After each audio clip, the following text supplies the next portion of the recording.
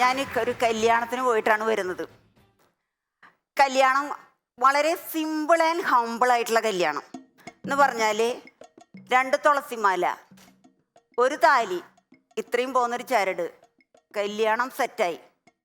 നമ്മുടെ ഇപ്പോഴത്തെ പെൺപിള്ളേരുണ്ടല്ലോ, ഓരോ പൂവിൽ വണ്ട് വന്നിരിക്കും പോണം, അങ്ങോട്ട് ഓരോ ആപ്പിൽ അങ്ങോട്ട് കയറിയിരിക്കും. എന്നിട്ട് തുടങ്ങും പ്രണയം, പിന്നെ തേപ്പ്, പിന്നെ ഒളിച്ചോട്ടം, അങ്ങനെ അങ്ങോട്ട് പോവും. ഇതൊക്കെ നമ്മുടെ ഇന്നത്തെ ഈ പിള്ളേരുണ്ടല്ലോ, ന്യൂജൻ പിള്ളേർ, നമ്മുടെ ഗവൺമെൻറ്റിൻ്റെ സാമ്പത്തിക ബാധ്യത കണ്ടിട്ടാന്ന് തോന്നുന്നുണ്ട് ചെലവ് ചുരുക്കാനായിട്ട് കച്ച കെട്ടി ഇറങ്ങിയെടുക്കുക. ഇതിൻ്റെ വൻ നഷ്ടമുണ്ടല്ലോ. നമ്മുടെ ഇവൻറ്റ് മാനേജ്മെൻറ്റ്, കാറ്ററിംഗ് സർവീസ്, അതുപോലെ തന്നെ തുണിക്കടകൾ, സ്വർണ്ണക്കടകൾ, ഇവരുടെയൊക്കെ ഉണ്ടല്ലോ നടും പുറത്തടി കിട്ടിയിട്ടുള്ളത്. ഞാനിങ്ങനെ ഈ കല്യാണം കഴിഞ്ഞ് വന്നപ്പോൾ എന്തായാലും ഇതിനെക്കുറിച്ചിട്ടൊരു അന്വേഷണം നടത്താൻ തന്നെ തീരുമാനിച്ചു. അങ്ങനെ പഠനം നടത്തിയപ്പോൾ ഈ ഫിസിക്സ്, കെമിസ്ട്രി, ബയോളജി, ഇവ 3 കൂടിയിട്ടുള്ള ഒരു പുതിയ പ്രണയം എന്ന് പറഞ്ഞാൽ നിങ്ങൾക്ക് മനസ്സിലായി ഉണ്ടാവില്ല. ഞാൻ പറഞ്ഞുതരാം.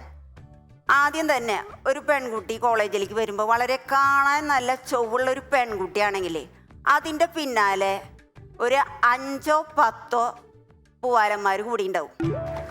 അങ്ങനെ ഇതിൽ ഒരാളിലേക്കായിട്ട് ഈ പെൺകുട്ടീനെ കിട്ടിക്കഴിഞ്ഞാൽ ഊർജതന്ത്രം പ്രയോഗിച്ചിട്ട് വേണം അവളേനൊന്ന് വശത്താക്കാൻ. അങ്ങനെ കിട്ടിക്കഴിഞ്ഞാൽ പിന്നെ അടുത്തത് കെമിസ്ട്രിയാണ്, രസതന്ത്രം. അതിൽ പിന്നത്തെ രസതന്ത്രത്തിൻ്റെ ലീലാവിലാസങ്ങളാണ്. അതങ്ങോട്ട് പോയി പിന്നെ ബയോളജിയിലേക്ക് അങ്ങോട്ട് ചേരണം. ബയോളജിയിലേക്ക് ചെന്ന് കഴിഞ്ഞാൽ 3 ഡിഗ്രിയും കൂടി വർക്കൗട്ടായി. അതാണ് ഈ പ്രണയം. അങ്ങനെ തേപ്പായി, ഒളിച്ചോട്ടായി, പാലത്തുനിന്ന് ചാട്ടായി. ഇങ്ങനെ നിങ്ങൾക്ക് ഞങ്ങളുടെ തൃശ്ശൂരുണ്ടല്ലോ വേണ്ട പാലങ്ങളുണ്ട്. നിങ്ങൾക്ക് നല്ല പൂത്ത മനസ്സുണ്ടെങ്കിൽ അവിടേക്ക് വരാം. ഏത് പാലക്കെന്നറിയോ? ചേറ്റോ പാലം, പുഴയ്ക്ക പാലം, കരുവന്നൂർ പാലം, ഇതൊന്നൊക്കെ ചാടാം. ഇങ്ങനെ എനിക്ക് പറയുമ്പോൾ ആലോചിച്ച് വന്നപ്പം ഞങ്ങളുടെ ഈ ഹമ്പിൾ ആൻഡ് സിമ്പിള് ഈ കല്യാണത്തിലൂടെ വരാൻ ആഗ്രഹിച്ചതാണ് എൻ്റെ വലിയ ആൻറ്റി. പേര് ത്രേസ്യ കുട്ടി. അങ്ങനെ ത്രേസ്യ ആൻറ്റി എന്ന് പറഞ്ഞ 5 സഹോദരന്മാർക്ക് ഒരു പെങ്ങളാണ്. നിങ്ങളൊന്ന് കാണണം എൻ്റെ ത്രേസ്യ ആൻറ്റീനെ. എന്ന് പറഞ്ഞാൽ ഒത്ത തടി, ഇത്ര അരവര മുടി, നമുക്ക് കണ്ടുണ്ടല്ലോ സുന്ദരി, ഒരു സഹ്യപർവ്വതം ഇങ്ങോട്ട് ഇറങ്ങി വരണ പോലെ തോന്നും. പക്ഷേ വെളുപ്പ് എന്ന് പറയാനുണ്ടല്ലോ, മുന്നിൽ 4 പല്ല് മാത്രമുള്ളൂ. ഈ ആൻറ്റിയുടെ ഈ പൊണ്ണത്തടി ഉണ്ടല്ലോ, പലരും പല കാരണങ്ങളാണ് പറയണത്. എന്താണെന്ന് വെച്ചാൽ, ഒന്നാമത്തെ കാരണം ഈ ഛർദിക്കും പിള്ള വർദ്ധിക്കും. നമ്മുടെ താത്തയ്ക്കൊക്കെ പരിചയം ഉണ്ടാവും. ഛർദിക്കും പിള്ള വർദ്ധിക്കും എന്ന് പറഞ്ഞാല് ഞാൻ ഛർദിക്കാറില്ല. ഇല്ലേ? ഗർഭമുള്ള സമയത്ത് ഈ അമ്മമാർ ഒരുപാട് ഛർദിക്കുമ്പോ കുട്ടികൾ വണ്ണം വയ്ക്കും. ഇനി രണ്ടാമത്തെ, നമ്മുടെ തൃശ്ശൂർ പൂരത്തിന്റെ വെടിക്കെട്ടിന്റെ സമയത്താണ് ഈ ആന്റീനെ പ്രസവിച്ചത്. തൃശ്ശൂർക്കാർക്കൊരു ചൊല്ലുണ്ട്, അമിട്ടാ പൊട്ട പെണ്ണാ പെറ്റു, അമിട്ടാ പൊട്ടി പെണ്ണാ പെറ്റു, അങ്ങനെ ഒരു ചൊല്ലുണ്ട്. അന്ന് രാത്രി പ്രസവത്തിന് കൊണ്ടുവന്ന, സർജറിക്ക് വരെ കൊണ്ടുവന്ന പെണ്ണുങ്ങളുണ്ടല്ലോ, ഒക്കെ പ്രസവിച്ചിട്ടുണ്ടാവും. ടീം എല്ലാവരുടെ പ്രസവം കഴിഞ്ഞിട്ടുണ്ടാവും. ഇത് നിങ്ങൾ പറയണത് സത്യമാണോ എന്ന് നിങ്ങൾ അവിടെ ചെന്ന് അന്വേഷിച്ചാൽ മതി. ഇനി ഞാനത് പറഞ്ഞു എന്ന് വെച്ചിട്ടുണ്ടല്ലോ, നിങ്ങൾ പോയിട്ട് വണ്ടി വിളിച്ചിട്ട് അങ്ങോട്ട് അന്വേഷിക്കാൻ വരാൻ നിൽക്കണ്ട. ഇത് ഞാൻ പറഞ്ഞത് സത്യമാണ്. അങ്ങനെ ഈ ആൻറ്റീരെ പൊണ്ണത്തടി കുറയ്ക്കാനായിട്ട് വല്യപ്പച്ചൻ അവിടെ ലാടവൈദ്യന്മാരുണ്ട്, അങ്ങോട്ട് കൊണ്ടുപോയി. അവിടെ 1 മാസത്തെ ചികിത്സയാണ്. എന്ന് പറഞ്ഞാൽ ആദ്യത്തെ എക്സസൈസ് രാവിലെ തന്നെ 10 തേങ്ങ പൊളിച്ച് ഉടച്ച് ചിരകി അമ്മിമിട്ട് അരയ്ക്കണം, 10 തേങ്ങ. പിന്നെ രണ്ടാമത്തെ ഈ പരുത്തിക്കുരു ഉണ്ടല്ലോ, അത് നല്ലപോലെ ആട്ടണം പശുവിന് കൊടുക്കാനായിട്ട്. പിന്നെ ചാണം വാരണം. ചുരുക്കം പറഞ്ഞാലുണ്ടല്ലോ പട്ടിപ്പണി.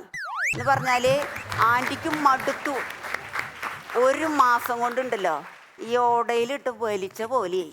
പിന്നെ എവിടേക്കാ പോയെന്നറിയില്ല, 10 കിലോ ഭാഗത്തൂടെ അങ്ങോട്ട് പോയി. പിന്നെ ഇതൊക്കെ നമ്മുടെ വീട്ടിൽ ചെയ്യാവുന്നതുള്ളൂ ഈ കാര്യങ്ങളൊക്കെ. എന്നേ എൻ്റെ ആൻറ്റി തടി കുറയേണ്ടതായിരുന്നു അറിയോ? ഇത് വീട്ടിൽ നമ്മൾ ആരും ചെയ്യില്ല ഇങ്ങനത്തെ പണിയുള്ളൂ.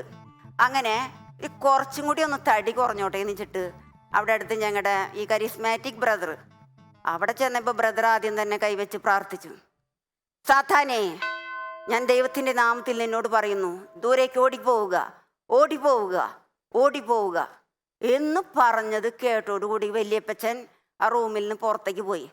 അപ്പം അച്ഛൻ പറഞ്ഞു, ആ സാത്താനോടല്ല പറഞ്ഞത്, നിന്റെ ശരീരത്തിലുള്ള സാത്താനോടാണ് പറഞ്ഞത്. അങ്ങനെ അന്ന് പിന്നെ പറഞ്ഞു, നിങ്ങൾ ഈ കാടിവെള്ളം ഞാൻ തരുന്നത് 450 മില്ലി വീതം 3 നേരം ഭക്ഷണത്തിന് ശേഷം സേവിക്കണം. ഇത് കേട്ടപ്പോൾ എൻ്റെ ആൻറ്റി പറഞ്ഞു, എന്താ ഞാൻ വല്ല പശുവോ മറ്റോ ആണോ ഈ കാടിവെള്ളം കുടിക്കാൻ? അപ്പം അങ്ങനെ അച്ഛനായിട്ട് തല്ലുണ്ടാക്കി അങ്ങനെ വീട്ടിൽ പോയി. അവിടെ ചെന്നിട്ട് അന്നൊരു തീരുമാനം എടുത്തു, ഇതിനെതിരെ എന്തായാലും പ്രതികരിക്കണം. അങ്ങനെ സാധാരണ നമ്മുടെ ഇന്നത്തെ സമൂഹത്തിലും അന്നും ഈ പൊണ്ണത്തടിയന്മാർക്കെതിരെ ഭയങ്കര ഒരു കളിയാക്കല്, അവഹേളനങ്ങളൊക്കെ ഉണ്ട്. ഇന്നുണ്ട്, അന്നുണ്ട്. ഒന്ന് ബസ്സിൽ കൈ കാട്ടിയ പറയും, കിളി ഡബിൾ ബെല്ലടിക്കും, നിർത്തണില്ല പോ.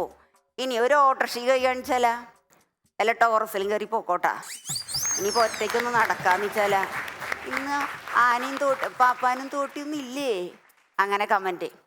അപ്പോൾ ഇതിനെതിരെ എന്തായാലും നമ്മുടെ ടോൾമെൻ ഗ്രൂപ്പൊക്കെ ഉണ്ടല്ലോ നമ്മുടെ നാട്ടിൽ, അതുപോലെ അവരൊരു ഗ്രൂപ്പ് ഉണ്ടാക്കി, എല്ലാ പൊണ്ണത്തടിയന്മാരും തടിച്ചുകളിലും കൂട്ടിയിട്ട് ഒരു ഗ്രൂപ്പ് ഉണ്ടാക്കി. അതിൻ്റെ പേരാണ് ബൾക്കീസ് മോട്ടോവാല ഗ്രൂപ്പ്. ഇനി അതിൻ്റെ പ്രസിഡൻറ്റ് ആരാണ്? എൻ്റെ അല്ലേ അമ്മായി തന്നെയാണ് അതിൻ്റെ സംസ്ഥാന പ്രസിഡൻറ്റ്. അങ്ങനെ അവരവരുടെ പ്രവർത്തനങ്ങൾ തുടങ്ങി. ആദ്യം തന്നെ പഞ്ചായത്തിലേക്ക് റാലി നടത്തി, പിന്നെ സെക്രട്ടേറിയറ്റിലേക്ക് ധർണ, മാർച്ച്, ശയന പ്രദക്ഷിണം വരെ നടത്തി. അന്ന് മന്ത്രി അവർക്ക് 2 കിലോ അരി കൂടുതൽ അനുവദിച്ച് നൽകിയിട്ടുണ്ടായിരുന്നു.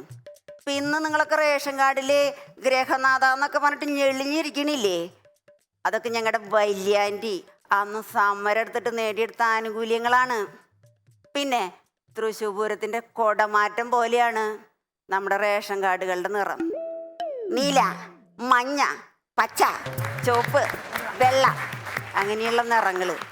ഇങ്ങനെ ഈ ധർണയും സമരമായിട്ട് നടന്നാൽ മതിയാ? വല്യപ്പൻ ചോദിച്ചു മോളോട്, കല്യാണമൊന്നും കഴിക്കണ്ടേ? അങ്ങനെ കല്യാണാലോചനകൾ തുടങ്ങി. 113 ചെക്കന്മാർ കാണാൻ വന്നു, ഒന്നും കൊളത്തിയില്ല. അങ്ങനെ 114ാമത്തെ ചെക്കനാണ് കാണാൻ വന്നത്. വല്യപ്പൻ ചോദിച്ചു, മോളെ, ബ്രോക്കറോട് പറഞ്ഞു, അതെ നീ കാര്യങ്ങളൊക്കെ പറഞ്ഞിട്ടല്ലേ കൊടുന്നിട്ടുള്ളത്, വെറുതെ വന്നിട്ട് കാര്യമില്ല, എൻ്റെ മോളൊരു 4 ശമ്പളം വാങ്ങിക്കുന്നൊരു ടീച്ചറാണ്, അപ്പം അതിന് പറ്റിയ ബന്ധുത നല്ല തറവാടി ചെക്കനെ കൊണ്ടുവരണം. ശരി.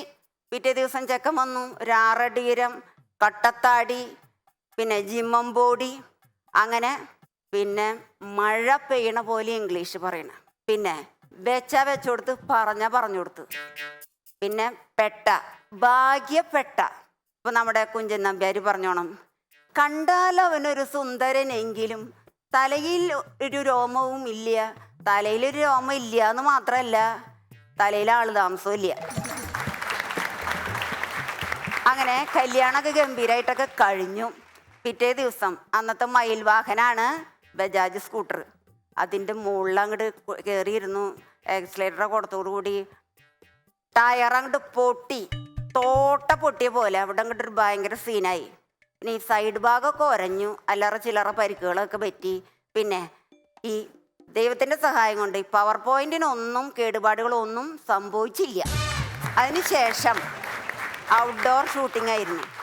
അന്ന് ബിലങ്ങംകുന്നൊക്കെയാണ് ഔട്ട്ഡോർ ഷൂട്ടിങ്. ഈ ഉച്ച നേരത്ത് എന്താണ് കുറുക്കന്മാർ ഒളിയിടുന്ന സ്ഥലമാണ് വിലങ്കുന്ന്. ഇപ്പോഴൊക്കെ ടൂറിസ്റ്റ് കേന്ദ്രമായിട്ടാ. ഇവിടെ ഒരു പഴഞ്ചൊല്ലുണ്ട്, എന്താണെന്ന് വെച്ചാൽ വയ്യാത്ത പട്ടി കയ്യാല കയറരുതെന്നൊരു ചൊല്ലുണ്ട്. അത് നിങ്ങൾക്കറിയാം എങ്ങനെയാന്ന്. ഇവിടെ വിലങ്ങൻ്റെ മുകളിൽ ഔട്ട്ഡോർ ഷൂട്ടിങ്ങിന് പോയി. അന്ന് ഷോർട്ട് കട്ടുകളൊക്കെയാണ്, ഇന്നത്തെ പോലെ റോഡൊന്നും ഇല്ല. അപ്പോൾ ഷൂട്ടിങ് കഴിഞ്ഞ് ഇങ്ങോട്ട് ഇറങ്ങലല്ല, ഉരുള് പൊട്ടി വീഴുമ്പോണം അങ്ങോട്ട് താഴത്തേക്ക് വീണു.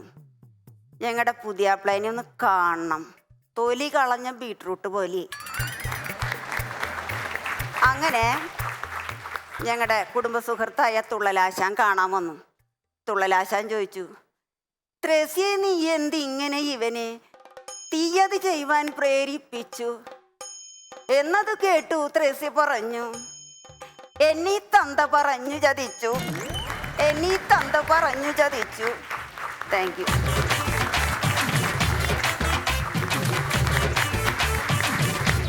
Once upon a time, forever.